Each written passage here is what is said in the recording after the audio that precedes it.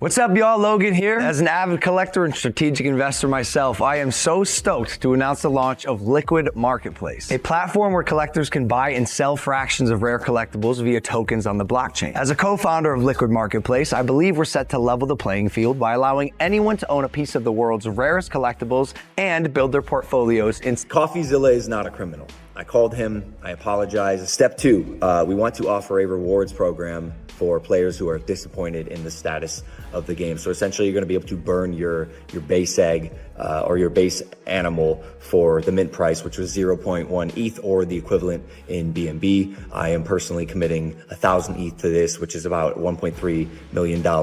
I'm sorry, guys. I apologize for how this has unfolded thus far, and I want people to know that they can trust me and that I'll always take care of the fans and people who support me. And lastly, thank you, CoffeeZilla. You have catalyzed this, and I am very grateful for your work and your investigation. After you see this latest twist in the Logan Paul Pokémon situation, it really makes you stop and question how everything unfolded the way it did. What started as a flashy collector flex slowly turned into something far more complicated and unsettling. If you have not been following closely, here is the full breakdown of what people are upset about and why the controversy keeps growing. Logan Paul owns one of the rarest Pokémon cards ever created, the Pikachu Illustrator card graded PSA 10. It is widely viewed as the holy grail of Pokémon collecting, with only one known copy in that condition and an estimated value that has climbed past $10 million. Instead of simply holding the card as a collector piece, Logan chose to turn it into a business opportunity. He co-founded a company called Liquid Marketplace, a platform designed to let fans buy fractional ownership of high-value collectibles. In simple terms, people were not buying the card itself, but buying shares tied to it. Through this platform, over $2.5 million worth of shares connected to this single card were sold, representing more than half of the card's ownership on paper. The pitch was that these investors would collectively own the card and eventually have input on whether it would be sold or held long-term. Logan even promoted the idea on primetime television, publicly suggesting that this type of investment could outperform traditional stocks and other mainstream options. Problems began when Liquid Marketplace started experiencing serious operational issues. Users reported that they could not withdraw money, sell their shares, or access funds they believed they owned. During this same period, Logan quietly bought back the card without a public vote or investor approval, while users remained locked out. That left investors stuck, the platform listing a card it no longer controlled and Logan later reselling the card for over $10 million. This video will also revisit other past Pokémon controversies involving Logan, because for many collectors, his short time in the space left lasting damage and deep mistrust across the community. Next, we need to talk about the so-called PSA 10 Pikachu Illustrator card Logan Paul currently claims to own. According to multiple Pokémon card experts and longtime collectors, the condition of this card does not appear to match the flawless standard Logan has repeatedly promoted. That has led many people to question whether the card is truly as pristine as advertised. For years, Logan has flexed this card as a PSA 10, the only one in the world in perfect condition, presenting it as essentially untouched and museum quality. For context, a PSA 10 grade represents the highest possible standard issued by Professional Sports Authenticator.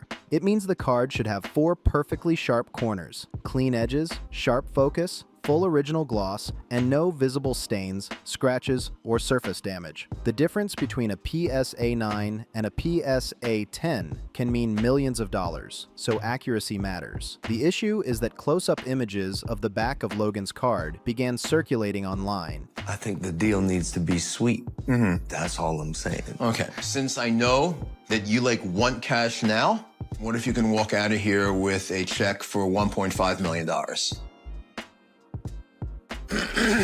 Okay.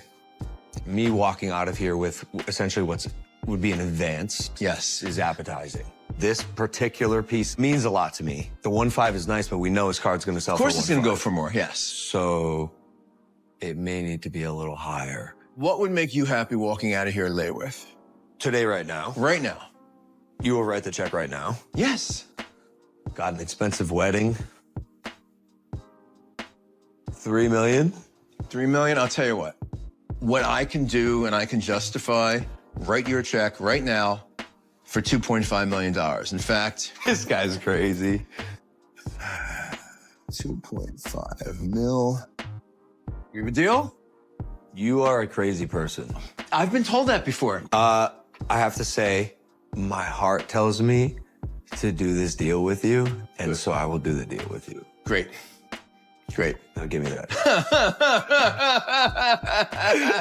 And viewers noticed multiple visible marks, scratches, and edge wear. Critics questioned how those flaws could exist on a card that supposedly meets the highest grading standard. Some defenders argued that the damage could be on the protective case rather than the card itself, especially since Logan often wears the card on a chain while moving around. That explanation did not convince everyone. Others pointed out whitening along the edges that appeared consistent with actual card wear, not just surface scuffs on plastic. Adding to the skepticism, Logan's social media comments remained turned off, limiting public discussion. That silence only fueled more speculation.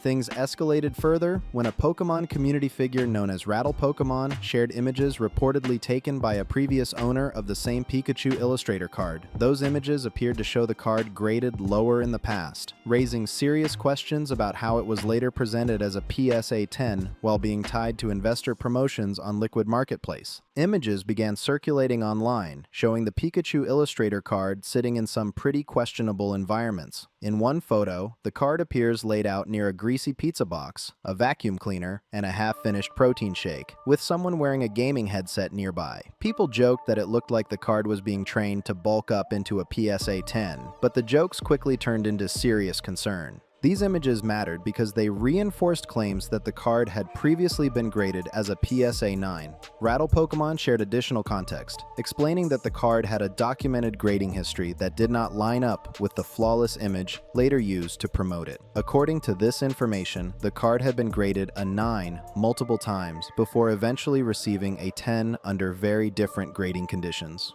Back then, PSA, or Professional Sports Authenticator, did not place much value on Pokémon cards. Submissions were cheap, sometimes costing as little as $10, and grading standards were widely viewed as inconsistent. Collectors would often resubmit the same card repeatedly, hoping for a higher grade. That environment created opportunities for cards to eventually slip into higher grades without significant physical changes. According to discussions in the replies under these posts, Logan's card was reportedly graded a 9 numerous times before finally being bumped up to a 10 and sold as such. Another collector on Twitter, Bitter Bladed Trad, shared images of what a true PSA 10 Pikachu Illustrator looks like. When zoomed in, that card shows clean edges, zero whitening, no scratches, and perfect surface quality.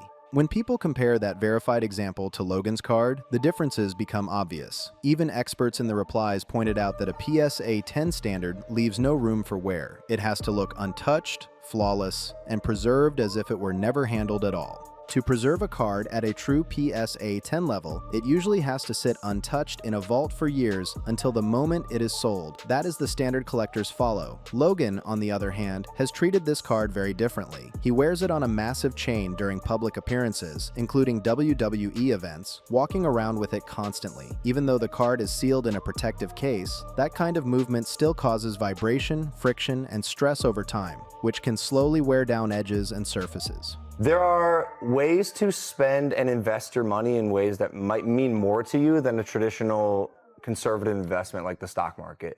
Whether it's a trading card, a piece of art, a piece of a dinosaur, like a sports memorabilia, game worn, anything. Oh my God. Oh my God, bro. G.I. Joe! G.I. Joe! That's incredible. G.I. Joe!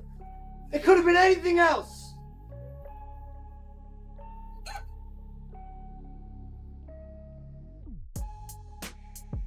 In one of his own vlogs, Logan openly admitted that the card was damaged while on display. He posted a video reacting angrily after learning that someone had mishandled the card during Fanatics Fest. According to Logan, the card suffered damage while being showcased, despite being described as a one-of-one PSA 10 Pikachu Illustrator valued at over $5 million.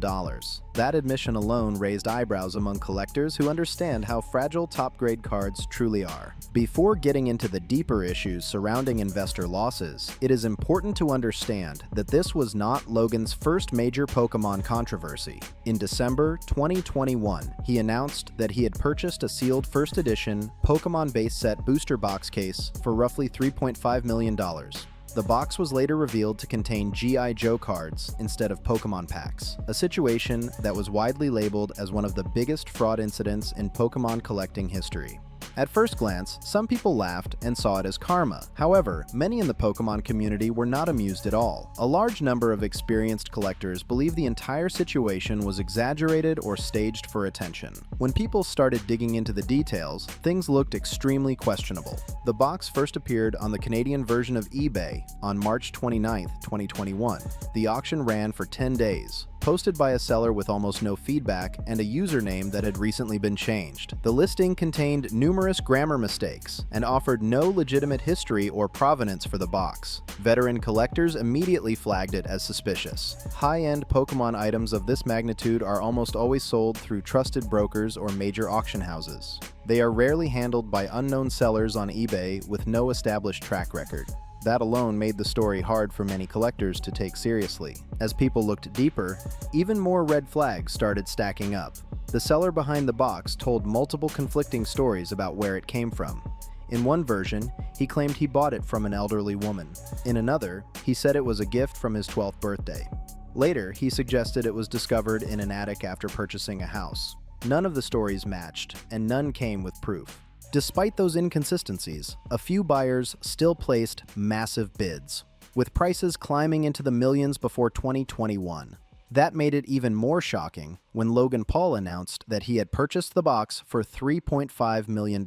Within the Pokémon community, the reaction was immediate confusion. Collectors, graders, and long-established experts across YouTube, Twitter, and private forums were all saying the same thing. The box showed clear signs of being fake or at least heavily tampered with. That is why many people questioned why Logan would move forward with the purchase at all. When the box was finally opened and revealed to be filled with G.I. Joe cards, Logan received a refund. However, skeptics pointed out that this was not his first time playing into a dramatic reveal. In the past, Logan had publicly staged reactions to discovering fake Pokémon cards, including posting a video where he acted shocked and destroyed a glass display after claiming he had been scammed. Because of that history, many believe Logan understood exactly how viral outrage works. Critics argue that the inflated $3.5 million price tag may never have been fully paid and instead served as a headline number. The theory is that attaching a massive valuation made it easier to promote the box later through fractional ownership platforms like Liquid Marketplace, following a similar pattern used with the Pikachu Illustrator card. Someone wants to place an irrevocable bid on the Illustrator. Let me explain what that means. Ahead of the auction, someone will agree to put a pre-placed bid on the card. So if it doesn't hit that number, it gets sold to them at that number. If it goes above the number that they put, take the final sale price and their number, that difference, they get 10% of. So it's a way for someone to, it's almost like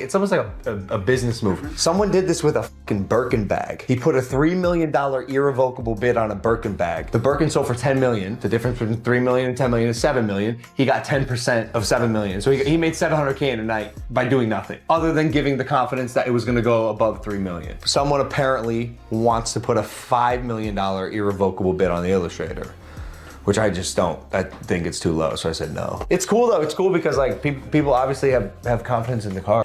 And it did not stop there. Around the same period, Logan pulled a PSA 10 first edition Charizard and announced plans to auction it. He publicly tweeted about the sale while simultaneously directing attention to a betting platform called Polymarket, where users could place wagers on whether the card would sell, blurring the line between collecting, speculation, and entertainment. The betting discussion centered on whether the card would sell above certain price thresholds. In his tweet, Logan talked about outcomes like the card selling for over $500,000 or over $700,000. Almost immediately, people began speculating that Logan himself could place a wager predicting the card would exceed $700,000, then influence the result by bidding on his own auction. The theory laid out by critics is simple. Logan could place a massive bet on Polymarket that the card would sell for over $700,000. He could then enter the auction himself and place a bid just above that number, say $705,000. That single action would trigger the bet payout. After that, he could withdraw from the auction, allowing another buyer to complete the sale,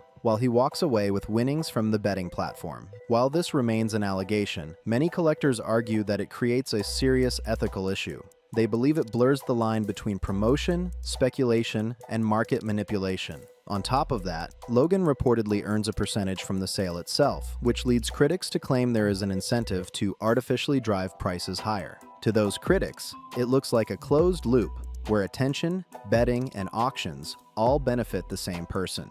They argue this behavior damages trust in the collecting space. Some also point to the idea of so-called Logan provenance being marketed as added value, something longtime collectors strongly disagree with. In their view, celebrity association does not automatically raise a card's worth and can sometimes do the opposite.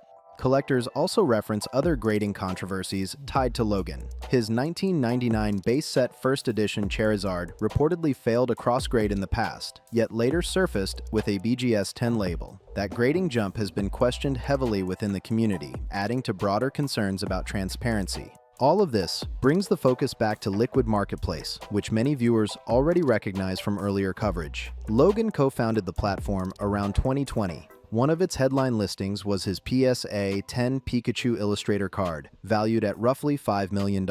Fans and investors purchased around $2.5 million worth of shares, giving the public majority ownership. On paper, that meant investors collectively held decision-making power over the card's future, including whether it would be sold or retained. What really stopped people in their tracks was a tweet where Logan openly stated that he bought the card back from Liquid Marketplace for roughly $250,000. That figure represented a fraction of the value connected to the shares previously sold. According to critics, this meant Logan regained control of the card while investors were still unable to access their money or cash out their positions. At the same time, users of the platform reported that withdrawals were frozen and funds remained inaccessible. Millions of dollars were effectively locked up. Not long after, Liquid Marketplace quietly shut down as a business. The platform no longer operates, and no clear resolution was provided to users who believed they owned fractional shares of the card. Throughout this situation, Rattle Pokémon and others continued breaking down the fine print and mechanics of Liquid Marketplace. They highlighted terms that many users may not have fully understood at the time. The core promise was simple. Investors believed they were buying real ownership, earning from future profits, and gaining voting rights over what happened to the card. Instead, critics argued the outcome looked very different.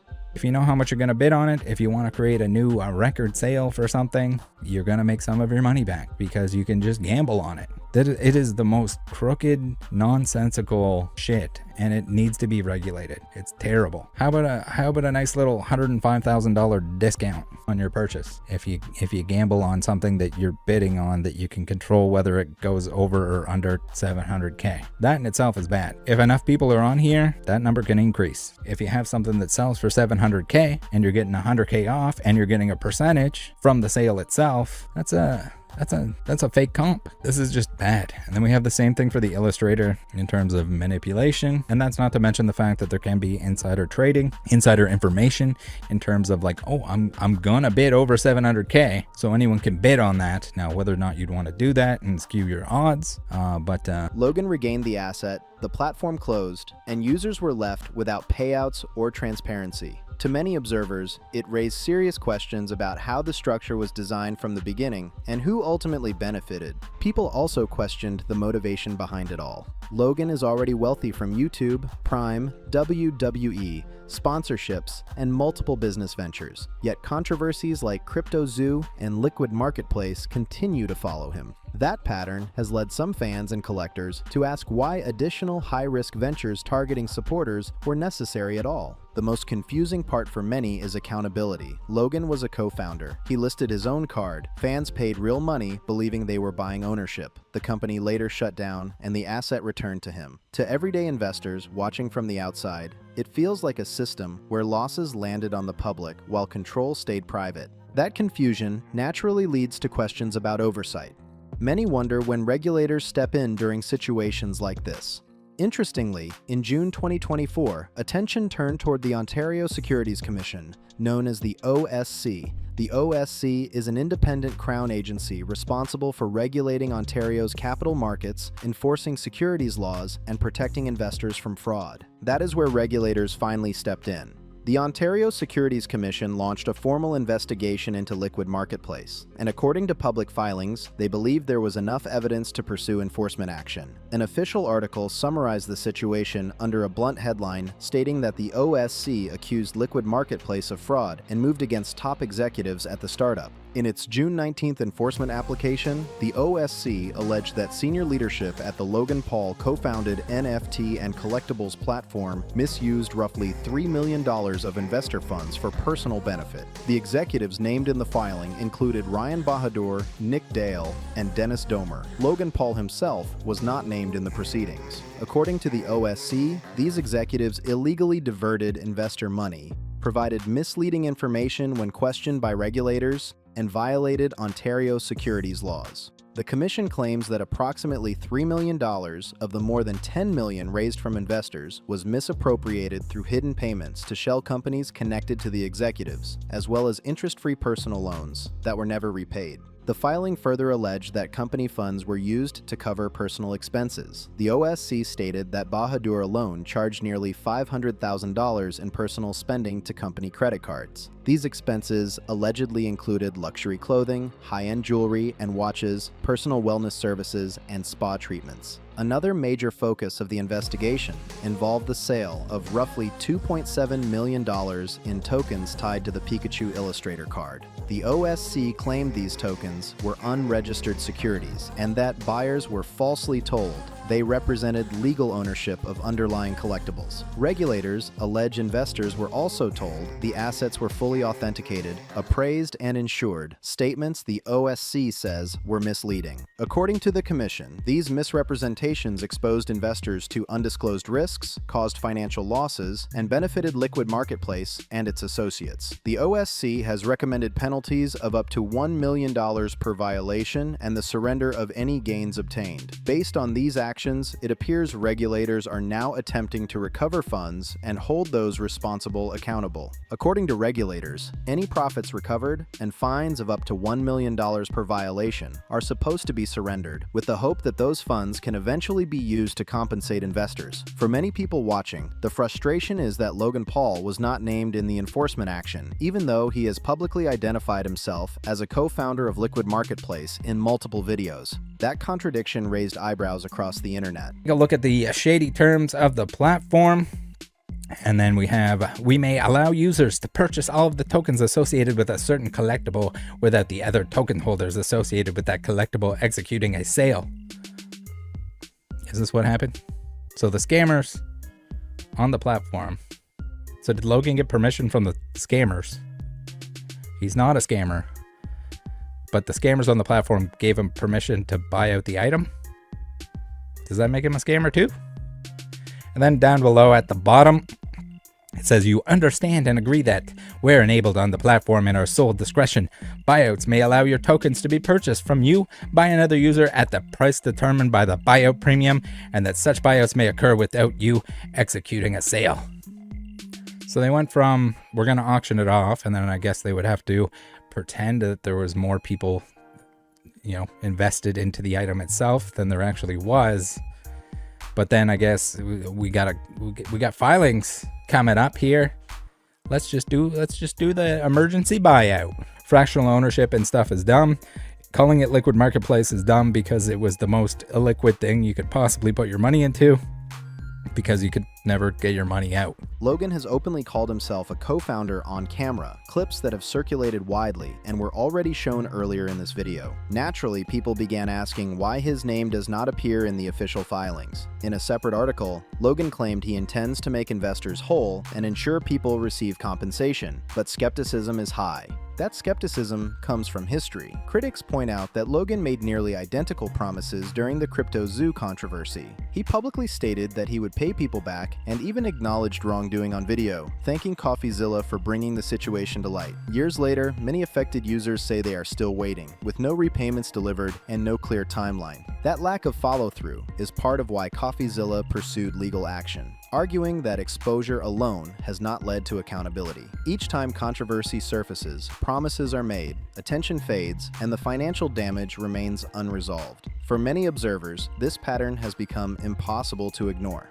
Another criticism gaining traction is the idea that prices attached to Logan's cards are heavily inflated. Collectors argue the valuations being promoted do not reflect organic market demand. Instead, they believe the prices were driven up through publicity, celebrity association, and non-stop hype. Logan entered the Pokémon space years ago with massive spending and viral stunts that brought mainstream attention and pushed values upward. More recently, Logan and Ken Golden have promoted the Pikachu Illustrator card relentlessly, releasing content focused on its rarity, projected value, and upcoming auction. Critics say this constant exposure was designed to maximize hype before the card appears on Golden's auction platform, setting the stage for a record-breaking sale driven more by marketing than fundamentals. In the next clip I'm about to show you, someone places a $3 million bid on the card. Logan immediately responds by saying it is worth far more than that. That moment really sums up the entire situation. Every step of this process appears designed to squeeze as much money out of the card as possible through hype, pressure, and non-stop promotion. The card is constantly being marketed as the most expensive Pokémon card ever, and framed as the biggest auction in the history of the hobby. As of January 26, 2026, the public bid reportedly sits at around $5.1 million. But that leads to an uncomfortable question many collectors are asking. How do we know these bids are even real? There is no transparency around whether some of these offers could be proxy bids used to artificially inflate the price. That uncertainty is what has known collectors so frustrated. From their perspective, Logan entered the Pokémon space, staged questionable purchases, inflated prices, promoted speculative platforms, and left lasting damage behind. If this was truly about passion for collecting, the approach would look very different. Collecting is usually about preservation, history, and respect for the community, not constant viral moments and financial engineering. Instead, critics argue the focus has been on monetization at every possible angle. From fractional ownership to betting markets to non-stop auction promotion, the card has been treated like a financial instrument rather than a collectible. That mindset has driven many longtime fans away from the space. So that brings us to the end of this update on Logan Paul, the Pokémon card controversies, and the impact this has had on the collecting community as a whole. I want to know what you think about all of this. Drop your thoughts in the comments below. Like the video, subscribe to the Beyond Fame channel, share this with anyone following the story, and I will see you on the next one.